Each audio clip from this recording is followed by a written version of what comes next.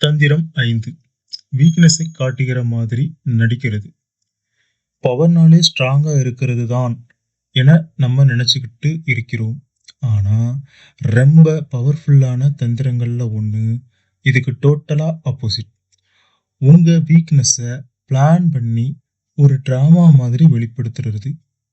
இது உங்க எதிரிகளை நிராயுதபாணியாக்கி அவங்கள உங்க வலையில சிக்க வைக்கிற ஒரு ஆயுதம்.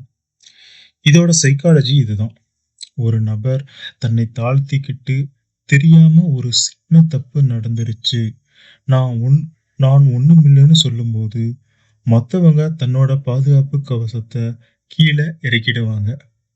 இவரு நேர்மையானவர் அப்படின்னு நினைச்சு அவரை நம்ப ஆரம்பிக்கிறாங்க.